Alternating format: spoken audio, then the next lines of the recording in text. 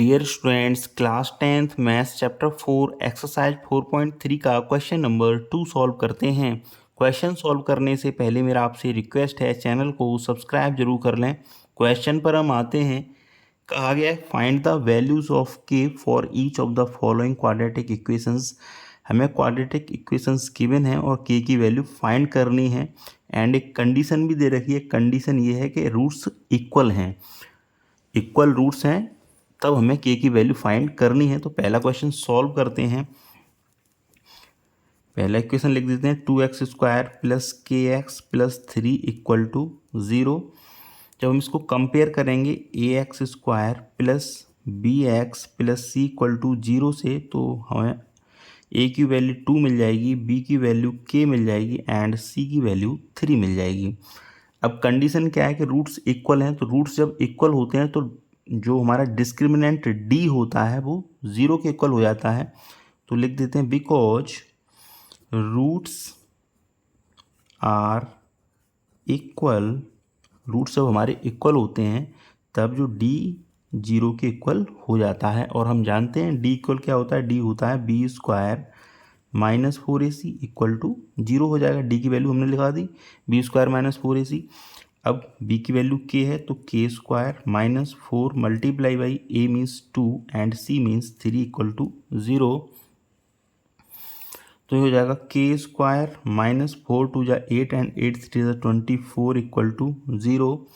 तो यहाँ से k² हो जाएगा 24 एंड जो k की वैल्यू आ जाएगी यहाँ से वो जाएगी प्लस माइनस √24 एंड इसको हम सिंप्लीफाई करके लिख सकते हैं 24 को 4 मल्टीप्लाई बाई 6 एंड यहाँ से जो k आ जाएगा प्लस माइनस 2√6, क्योंकि 4 का जो रूट आ गया वो 2 आ जाएगा। तो जो k की वैल्यू आ गई वो आ गई प्लस माइनस 2√6।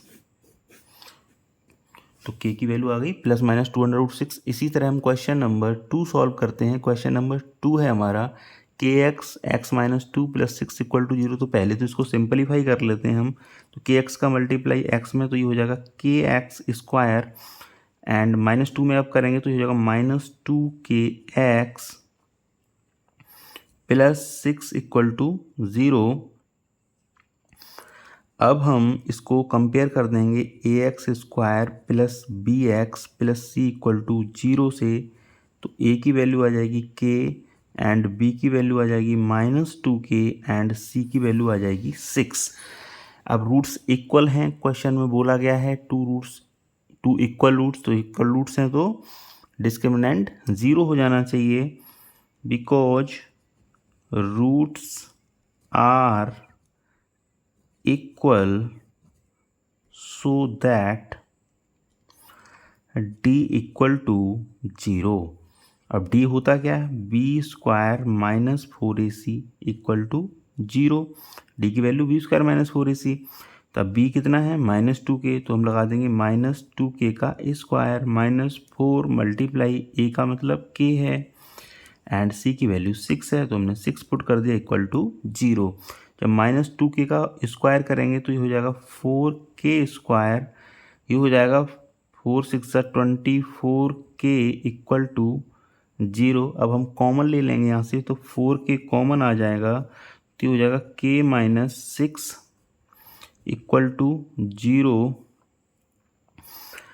हमने इसको फैक्टराइज कर दिया, लेकिन 4k एंड k माइनस 6 दोनों का वैल्यू 0 के इक्वल है। तो हम क्या करेंगे, एक बार 4k इक्वल 0 कर देंगे एंड एक बार k माइनस 6 इक्वल टू 0 कर देंगे।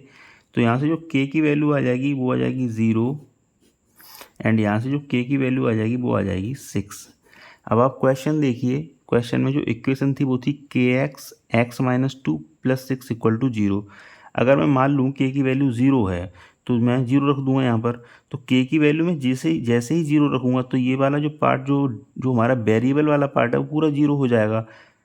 जब ये 0 ही हो जाएगा इट मीन्स ये सेटिस्फाई नहीं कर रहा है इक्वेशन को। और k की वैल्यू हम 6 रख देंगे तो हमारा जो क्वाड्रेटिक इक्वेशन है वो उसका एग्जिस्टेंस बना रहेगा। तो जो हम k की वैल्यू लेंगे वो लेंगे यहाँ पर हम 6। तो लिख देते हैं इसके लिए हम, but k is not equal to 0 as it does not satisfies the equation. Hence